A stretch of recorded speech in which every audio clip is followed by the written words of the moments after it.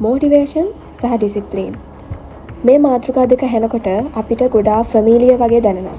මොකද මේක මේ වෙනකොටත් ගොඩ අය අතර කතාබහට ලක් වෙන දෙයක්. හැබැයි අපි දැනගෙන ඉන්න ඕන දේ තමයි මේ දෙක අතර තියෙන්නේ අපි හිතනවටත් වඩා ලොකු පරතරයක් කියන දේ. ඉතින් මුලින්ම කියන්න තියෙන්නේ මේක මේ විනාඩි 2කට 3කට විතර සීමා වෙන වීඩියෝ එකක් වෙන්න පුළුවන්. හැබැයි කෙනෙක් මෙච්චර දවසක් කරගෙන ආපු හැම ටාස්ක් එකක්ම සැලකිය යුතු මට්ටමකින් ඉම්ප්‍රූව් කරන්න තරම් වැදගත් වෙන මානසිකත්වයක් මේ වීඩියෝ එකට බිල්ඩ් අප් කරන්න පුළුවන්. අපි එදිනදා ජීවිතයේදී විශේෂයෙන්ම අපි දන්න ඉස්කෝලේ වැඩක් කරනකොට නැත්නම් පාඩම් කරන දේවල් රිසර්ච් එකක් කරන්න නම් අපි මොටිවේෂන් කියන දේ එනකම් බලන් ඉන්න. අපිට ඒ වගේ දෙයක් කරන්න නම් මොටිවේෂන් එකක් ඕනෙමයි කියලා හිතෙනවා. හැබැයි ඇත්තම කතාව කියනවා නම් මේක සාර්ථක දෙයක් නෙවෙයි. මේක හැම කෙනාටම හරියන දෙයක්ුත් නෙවෙයි. මොකද මොටිවේෂන් කියන දේ මේ ඇවිත් මේ යනවා.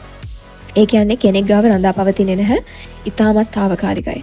හැබැයි අපි ගාව මේ වෙනකොටත් තියෙන ස්කිල් එකක් තමයි හැබිට් එකක්. එහෙමත් නැත්නම් අපි දන්නවා පිටස්තර බලවේගයකට පවා වෙනස් කරන්න බැරි තරම් පවර්ෆුල් පුරුද්දක් කියන එක. මේක මේ නිකම් පුරුද්දක් එහෙම නෙවෙයි. උදාහරණයක් විදිහට ගන්න අපි උදේට මූණ හොදනවා කියන දේ. ඕන කෙනෙක් මේක කරනවා. සමහර ලෙඩ ඇඳක ඉද්දි පවා ඒක අනිවාර්යයෙන්ම කරන්න පෙළඹෙනවා. මොකද අපි ඒකට පුරුදු වෙලා ඉන්නේ අපේ ශරීරය පවා පුරුදු වෙලා ඉන්නේ. ඒකට අදාළ හොඳ මානසිකත්වයක් මේ වෙනකොටත් අපේ මනසේ හැදිලා තියෙනවා කියන එක තමයි අපිට ඒකෙන් බලා ගන්න පුළුවන් වෙන්නේ. ඉතින් ඇත්තම කතාව අපේ තියෙන මසල් මෙමරි එක පවා වැඩ කරන්නේ යම් කිසි දෙයකට අපි ඉතා ප්‍රබල විදියට පුරුදු වෙලා හිටියොත් විතරයි.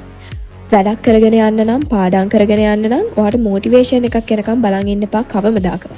කොච්චර අමාරු වුණත් මහන්සි වුණත් මුල් දවස් ටිකේ එහෙම පාඩම් කරොත් ඊළඟට එන දවස් ටික අපි හිතන්නේවත් නැති තරම් ලේසියෙන් අපිට ඇදගෙන යන්න පුළුවන්.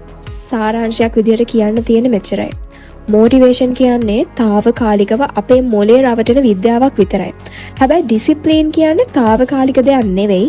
මුල් කාලේ ඇදගෙන ගියොත් ඊට පස්සේ මේක ස්ථිර හැබිට් එකක් බවට පත් වෙනවා. අනිවාර්යෙන්. ඒක නිසා අමාරුවෙන් වුණත් ඔයා මේක මේන්ටේන් කරන්න. මේ වීඩියෝ එක බලන ඔයා වුණත් දැන් ක්ෂණික මොටිවේට් වෙනවා. ඒක මම හොඳින් දන්න දෙයක්. හැබැයි අද මොටිවේට් වුණා වගේම හෙටත් මොටිවේට් වෙලා වැඩ කරන එක තමයි වටිනම දේ.